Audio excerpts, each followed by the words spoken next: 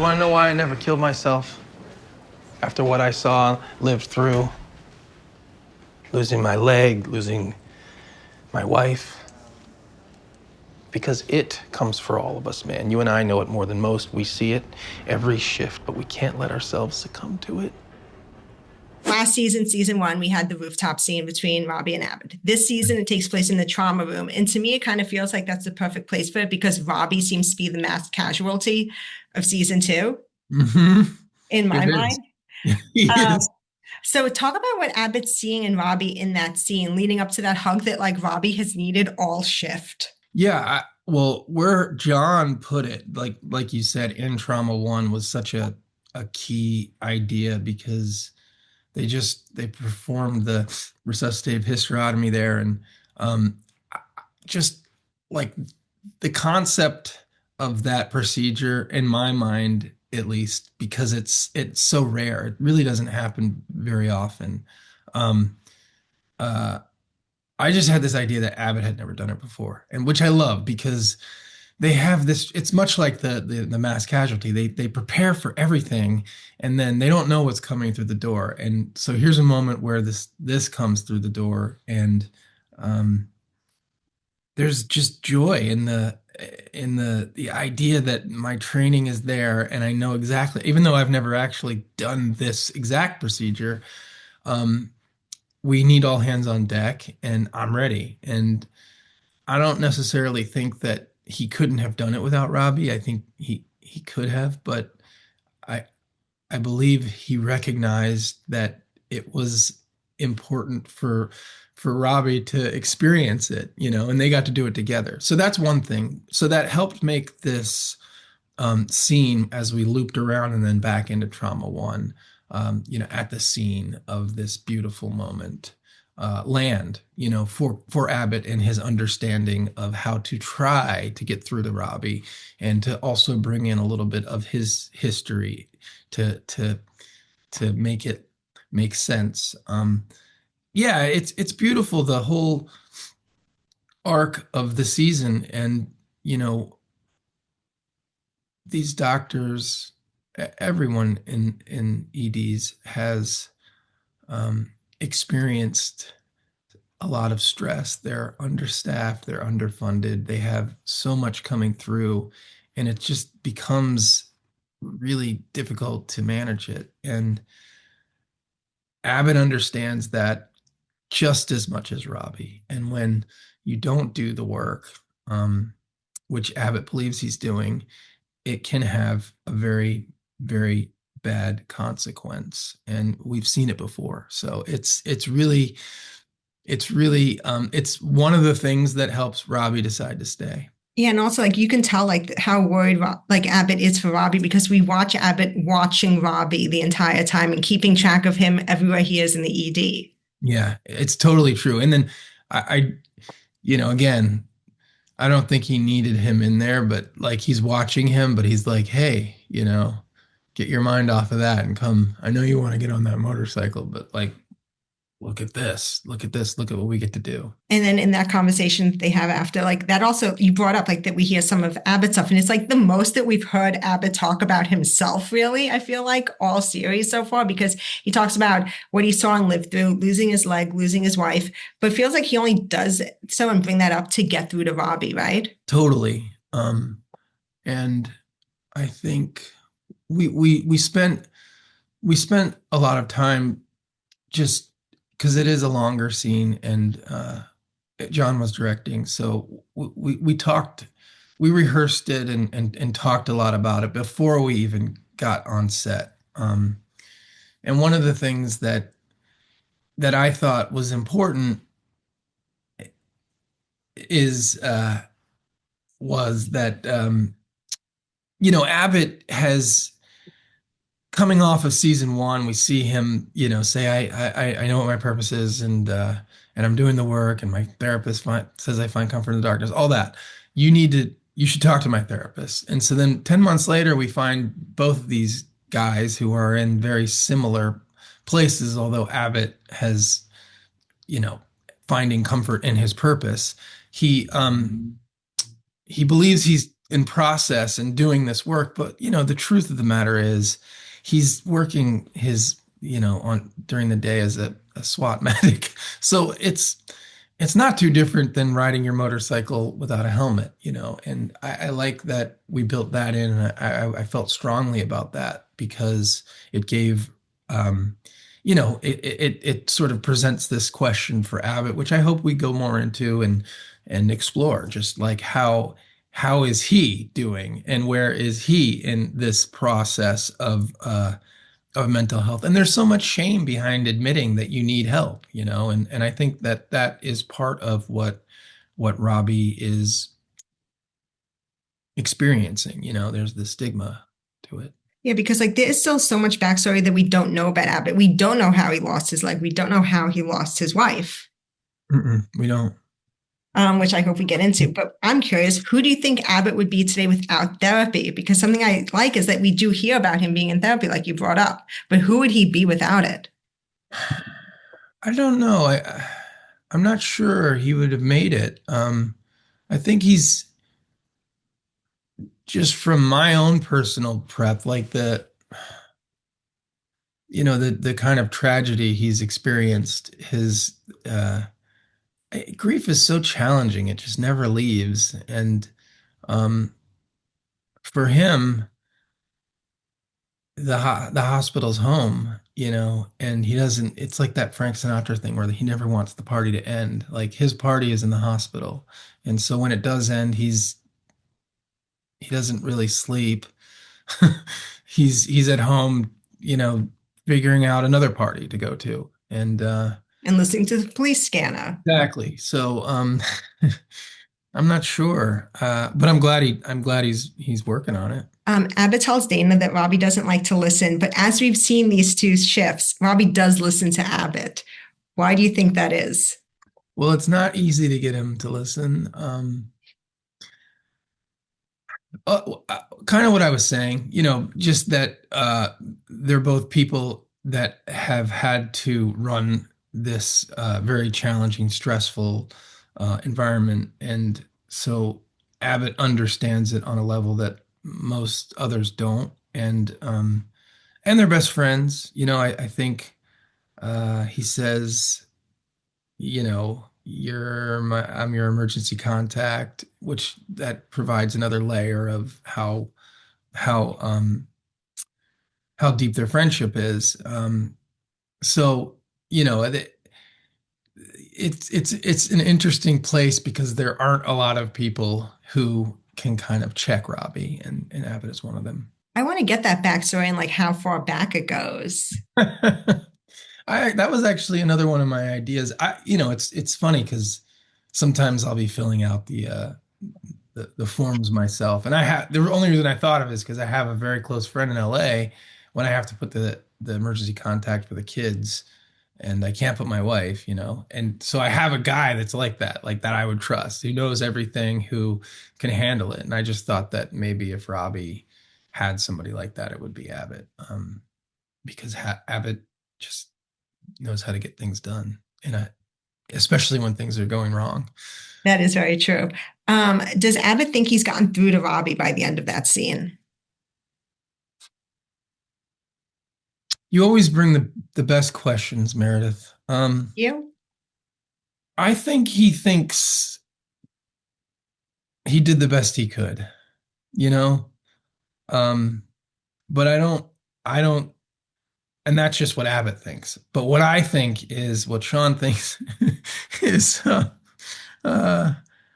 I, I think it's a series of things. I think it starts with Dr. Mohan when they're out there talking about, her future, and he says what he thought his life was going to be, and then it's a question of whether or not he's telling the truth. But I think that kind of begins his journey through the last third of this with and then coming to Abbott, that conversation, and then Dana sort of kind of gives him a couple jabs, and then he meets up with Langdon, who is basically says, you are exactly what I've seen in every rehab. And then I think that is a realization for Robbie that he might not have been the best mentor that he could have been to this guy who's definitely, you know, needing a good mentorship. And there's nothing wrong with having an addiction problem. You know, it maybe the way he dealt with it, not the greatest, but he's a good guy and you can see that. And he's a damn good doctor. And then when he gets in there with the baby, I think it sort of shapes the beginning of what started with Mohan and that idea of, yes, of course, he has this traumatic past where he was left, but it's also a little bit like, I don't know, for me, that's the way I read into it. Maybe I'm crazy. No, I agree. Talk about filming that scene with Noah. Yeah, the whole day, the whole episode was like, um, there was so much in the trauma. It was one of our biggest ever, uh, with the resuscitative hysterotomy, and a lot of medical that that I was challenged by. But of course, the being able to work with the practical stuff, being in a scene with Noah, who just is so good at this stuff, and then John, creating this environment that just felt very natural and real, um, working with both of them.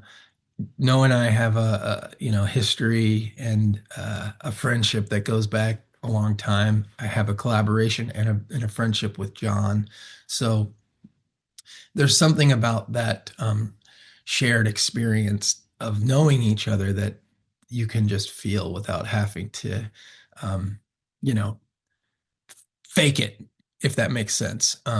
So, and the trust I have in both of them in these scenes, it is so special. There's no way to kind of articulate it, how that feels. I don't have that on any other kind of creative collaboration. So being in there with those two guys I admire and respect so much, it's it's it really is a great time in my career. Duke tries to secure a promise out of Robbie that he'll be coming back before he leaves. All Robbie will say is he'll think about it. How does Duke feel about how they leave things? I think he's disappointed, but he also uh, I asked for a line that they let me put in there, which is just, well, whatever, man, just don't f up that bike. We both put too much work into it, and I think I think he would love to just slap him, and at the same time, I think he understands. And I think it's heartbreaking for Duke, that because this is a guy who's, Duke's a couple decades older than Robbie, maybe, I don't know how many, but at least a couple, and the guy's got a lot of good years left in him and a lot that he still has to offer. And it's heartbreaking when someone can't see the value in themselves that you see in them, or that you feel for them. We now know what Al-Hashimi has been hiding all shift, like about her seizure disorder, and telling Robbie about it doesn't go over that well. She tells him she's come to respect his opinion, but we've also seen all shift that he's really going through something, and like it feels like everyone around him can see it. And he's not acting the best way to things. Has she picked, how much of that has she picked up on?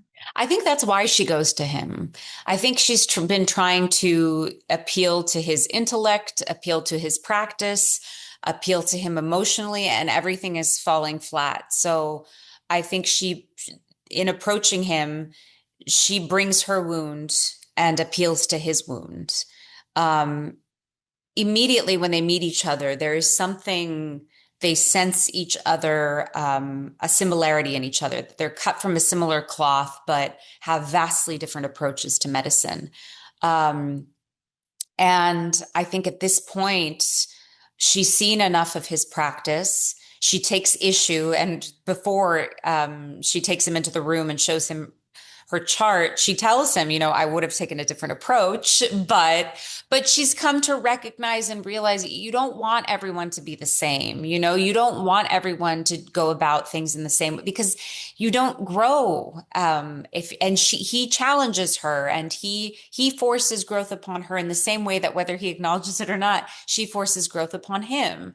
And so one example of that is after she speaks to him about the Samira situation, he brushes her off and basically says, you're incompetent, and I'm going to leave. I just want to, something that would make me feel better. I'm paraphrasing here is, if I knew this hospital was in good hands when I leave. But then the next time we see him, he apologizes to Samira in his own way. So whether he'll admit it or not, Dr. Al-Hashimi has had an effect on him. So when she goes to him and she reveals this part of herself in an attempt to get closer to him and, lessen or make shorter the distance between them, she is anticipating it will go much better than it does.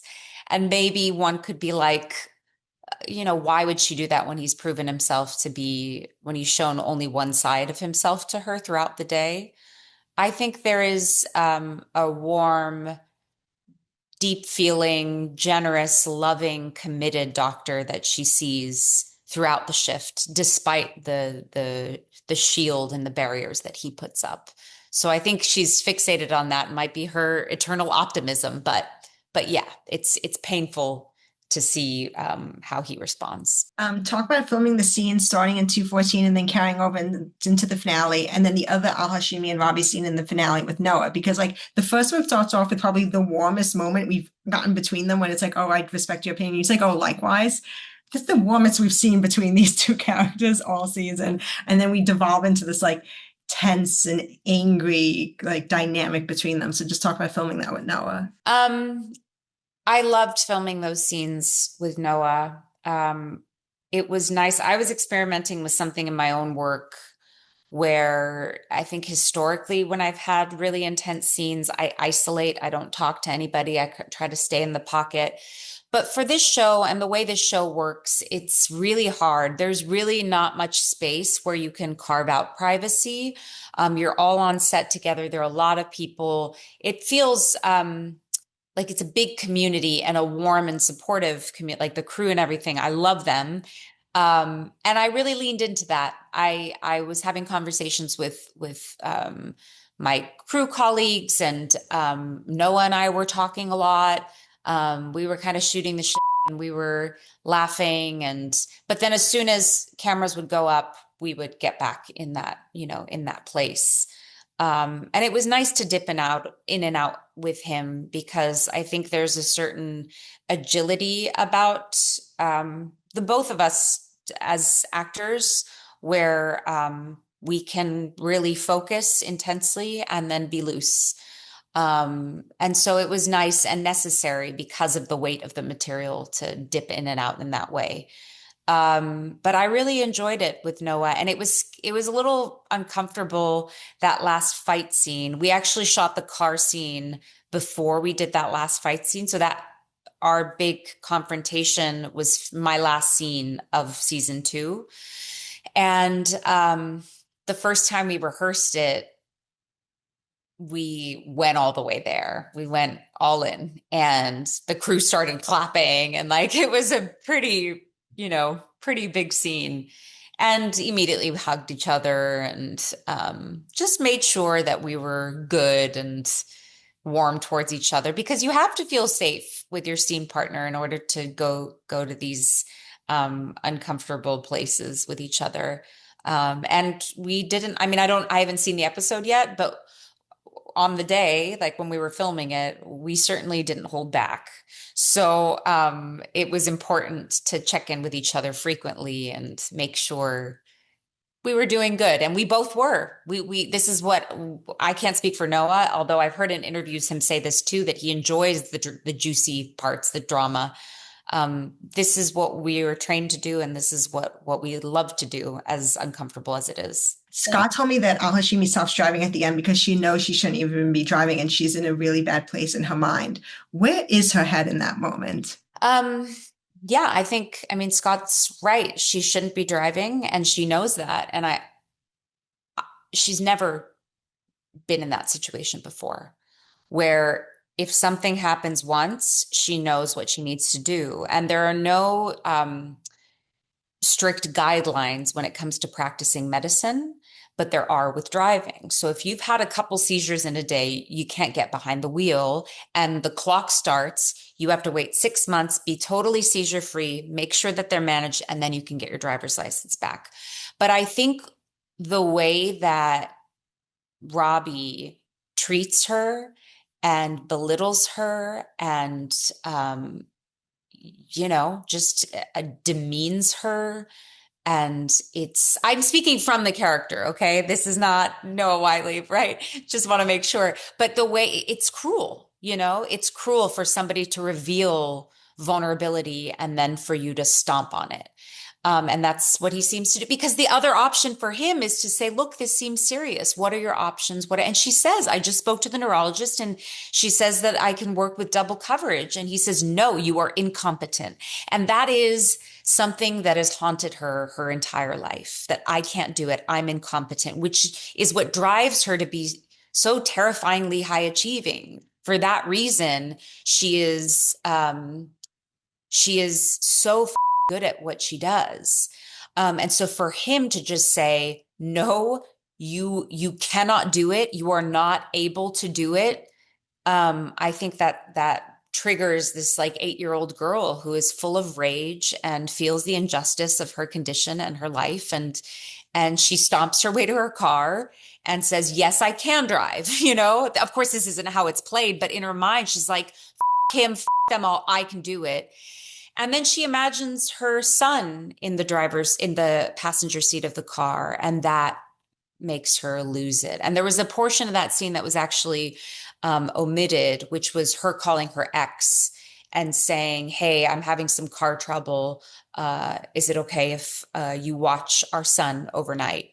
And he says to her, are you okay? Do you need me to come get you? And that's when she starts to crumble, because more than anything else, she needs love and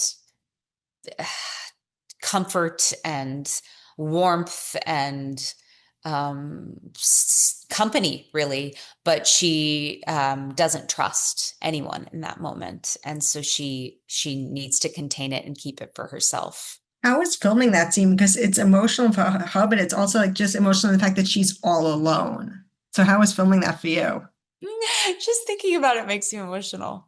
It was a hard scene to film, not because of the stuff in the car, but it started really technical. So there's like hours of technical work with the car. And then when we got to the inside of the car, it was 2 takes. John is a sniper as a director. He's so efficient and he's so good. He knows exactly what he wants. And so he told me what the scene was. We did it for the first take. And he said, do you want to just go again? And I felt like there was more. I did it, but I was tired and I was in this technical place. And then so we did it again and it was much fuller. And he wanted to wrap it. And I said, that's it? And he said, yeah, do you want to go again? We can, but you don't need to. So I said, I trust you. I don't want to. So that portion of the scene was actually probably a total of 5 minutes or something of filming, but everything else took so much longer. And that's the magic of movie making, right? Of TV making is we need all these technical details for the story. And for the audience to understand and track where her mind is and what's happening. But it can be incredibly technical as the actor. Something that I noticed about the shift is so much of the staff is going through something, but they're all going through it alone. And when I talked to Supriya, she said that people in high stress positions like this tend to isolate when things happen. So is that true of Al-Hashimi in general, or is there someone else at PTMC that you think she would feel comfortable opening up to? I don't think she's ever confided in colleagues about this. I think she's been very organized. known how to responsibly manage everything that's happening with her, and gotten professional help that she needs. She definitely doesn't. You know what I was also playing with? Like, her ex doesn't know, because she hadn't had seizures she certainly didn't have seizures before she was seizure free for 11 years after the laser ablation. And you would have to be seizure free in order to be able to be qualified to work with an NGO like Doctors Without Borders. So she was seizure free. She had her kid. If she thought the seizures were coming back, I don't think she would have, in her high stress position and all, like, I think maybe she wouldn't have added that layer or of complication to her life, with already having a high stress job and also having a family, and knowing at the time that the relationship wasn't working, but she wanted to have kids. So she had her kid, and then, they started up again a couple years into her child, who's now 5. But she'd been seizure free before her first day at PTMC. So I think she's learned how to manage her life. It's just on this one day, it's a really bad day, because she's never had 2 seizures in one day. Mohan's career is very much up in the air at the end of the finale. Both Robbie and Al-Hashimi have suggested geriatrics, and in the finale, she says maybe she will go that route. But like, what does she want to do, not think she should do when it comes to her career at this point? I mean, I think it's strange because like we're talking about this in terms of finding a fellowship or an elective, but what I think she's really trying to do is stay in Pittsburgh. Like, I think she's really trying to figure out a way to stay in the hospital, because there's nothing left for her in Jersey. Her mom really was her only tether there, and it is her realizing she has like a few more tethers here than she does back home. And yeah, I think she's like doing everything she possibly can. So when it's like, yes, this idea of like what I should do to stay, but she's like really scrambling to feel like she has community is, I think, really what she's doing, and feel like, her life isn't as unmoored as she has unfortunately realized it is. Like, I don't think she wants to go back to Jersey and go like, wait, I thought I had more here, and this house isn't here, my mom isn't here, nothing's really here. So yeah, I think she is like trying to figure out what she can do to feel like she has community. But I also think, for me, I wish there was this sense of like, I wish you could just take a break. Like, I really want you to take a break. I think you're so burnt out. I think you're reaching this point of exhaustion emotionally, physically, all of those things. And you've really gone through one of the worst days of your life. Like, I almost want her to stop thinking about all of those things, and yeah, I don't know, focus on something else. Yeah, because you're talking about like she had that study that she was doing, and then she lost the funding for it. And it feels like if she could, that's kind of where she would want to go next too, right? Like, if she could get that funding, would that be like the number one thing for her? Totally. But there's so many, and the PITT does a good job of mirroring what's happening in real life. There's so many studies that are being underfunded, cut on the federal level, on the state level, because they serve marginalized and underfunded and under-resourced communities. I would say that's more of a reason to fund those studies, but for whatever reason, that's why they're being underfunded. So yeah, I think like because of what's happening in the world around her too, she feels like she has less of a direction. Javadi says Mohan has no life. And like, yes, that did come up early in the season with Mohan, but still, ouch, I have to say. How much is figuring out that part of her life, the like personal side and herself away from work, like something that she's even taking into consideration at this point? I mean, I think she knows. I think that's why she's trying to feel like that's not true by staying here, where she maybe has like an iota more of a life than if she were to move back. But I think, yeah, I don't really know how to phrase this. I think she made a lot of efforts to feel like this isn't something that's a problem. Like, maybe she went out for like coffee or a drink with some of her work colleagues in between season 1 and season 2, in between those 2 shifts. But I think she was still doing that as like a, oh, I did it. That's a social life, as opposed to something that's like restorative and actually connective. And yeah, I really hope for her that almost that she has or somehow finds a way to make friends that are outside of work. Like maybe she goes to like a cat cafe and like meets like a friend there, or maybe she I don't know, like goes on like walk clubs. Those are like a thing, right? Morning walk clubs. But yeah, I think I really hope she has friends that are outside of work. She didn't have time to reflect on anything throughout this shift. That's the thing. It was one thing after another for her. So like, how is she doing? I mean, not great. I do think it was like one of the worst days of her life. I think because she always thought she wasn't going to be this type of doctor who overlooked something, and it happened not once but twice over the course of the shift. I mean, things that, in a lot of cases were out of her control, or maybe she just didn't, she didn't like check something thoroughly enough. And I think she feels really, really guilty. And I think she feels really,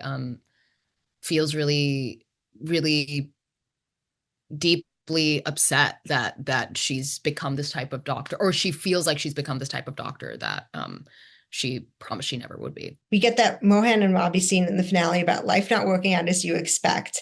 How does she feel about what he has to say in that scene? And like, how would that be different if he hadn't acted the way he did during the shift towards her? I think it is this moment for her where, so if you are as lonely as I am, and if you are really dealing with these same problems, why is it so hard for you to be not be kinder to me, I think, or make me feel seen in all the moments that you had the opportunities to throughout the shift. So I think she's a little confused, but I do think she ultimately is someone who has like really deep empathy for people, even if she struggles with it sometimes with her coworkers. So I do think she uses that as a jumping off point to really talk about what she's sorry for at the end of that shift. And I also think it's the first time she's hearing more about his personal life. I think he's like really closed off. So I think she is kind of surprised that he's opening up to her in that way. In the finale, we see like Mel is coming to grips with like everything she's learning about her sister, and seeing like that her sister is like more put together than she thought, which is just a change for her, because this is just what she thought her life was. It's like, she goes sees the fireworks with her sister, she watches Elf, but instead it's like, no, Becca has all these other plans that are basically their plans. So like, how much is it about like learning this about her sister, but also like realizing she has to learn more about herself as a result of who she is without her sister? The main thing for Mel is the realization she's no longer needed. And having a system where you are a pivotal part, like this, you're 2 people, but you have to be one person that supports 2 people, both financially, emotionally, literally, physically, there, space-wise and everything. And then to have, in a way, a usurper come in and fulfill so many of the needs that you thought you could never be replaced I think Mel's more heartbroken than anything else. And it's not, it comes off as doubting her sister's ability, but I think it's just trying to find a way to be back as the needed party. And because she's not, it's just crushing. It's crushing. But it's also, she's trusting these people she has never met, like the boyfriend and the boyfriend's parents, with the most important person in her life. So it's also the concern there too, right? Yeah. And I think there's just certain things that, it's such a jump for her. It's not like they've had, little steps getting up to this. It's like, I'm sorry, this came out of nowhere, and I think there's obviously some infantilization that Mel has with Becca, but I think it's less about Becca and more about Mel feeling needed, which I think most of it usually is. But yeah, I think there's, some basic concerns and just, wanting to be able to be in touch for emergency. Obviously, again, ER doctors gonna want to know, you got to give me all the details. Where does he live? I got to make sure if anything happens that, there's certain things set up. And I think that would be the case for pretty much anyone. But the reason it feels so much more, like constantly calling and asking, like, I need his parents' number, I feel like is much more of Mel going, I still have a purpose. I still have a need. She still needs me. If I don't get, and so it, once that's over, it just kind of sets in with her that she's not really needted anymore. And then also King finds out she has to do another deposition just when she thought she was done with that. It was that relief for her. So like, all that buildup, how is she feeling about that? I feel like it's more than she can handle. The truth is she's been handling more than she can handle for her whole life by a lot. And so I think this kind of thing, she's used to emergencies. She's been around, unfortunately, lots of death, including both of her parents, and lots of work and, sacrifice. But I think the kind of challenge the deposition is something new to her. I think every young doctor has doubts if they're going to be good enough. Every person in every profession is going to feel that, but obviously it's a lot more heated when it's life and death. And I think we've seen such a buildup of people around her talking about, the thing we haven't seen because we see just the bad day. But, Robbie saying that Mel is by far one of the best people he's ever trained. And it's like best doctors. And it's like, oh, okay. Which was hard to kind of, it was an interesting thing to try and play, like confidence and a complete lack of confidence and like all of that. But yeah, I think it's a crazy day. And I think just having someone doubt your skills in something that you did have confidence in, and now it's kind of crashing, and she has to do it again. Talk about filming the fireworks scene near the end, because like it seemed like it was just like a moment to breathe, right, for Mohan? Yeah, I think hour 15 out of all of the hours is like when she starts almost processing everything that's happened and just how, I would argue like unseen and unheard she's felt throughout this shift by her superiors. And I think the fireworks is really this moment of just like, where, like, what is going on? Where am I going? How do I feel like I could stay here? Yeah, all of those things I think are definitely going through her head. And we find out that Mohan and her mom now aren't talking. How does she feel about that? I think she feels maybe a little embarrassed, maybe a little frustrated. I think it's a lot of conflicting feelings. But I do think at the end of that shift she goes home and she calls her. Like I do think that is something that she does. Because I think the only person in her life that can really understand how awful it was that what happened with Orlando happened is her mother. I have to say, I absolutely love the duo of King and Santos. The karaoke scene at the end, talk about filming that. Oh, it was a blast. I think it was both Issa and my last day. And we filmed that in the morning, early morning. And then we both had this massive chunk, and I think we had a scene afterwards. And that was, I think that was like a giant group of us's last scene, which was kind of a come down because we filmed it. It was awesome. And, we just kind of like had to, it's like 8 a.m. and you're trying to pretend to be drunk in a smoky karaoke bar. And you're kind of like, all right. And just kind of like, psyching yourself up. And it was a blast.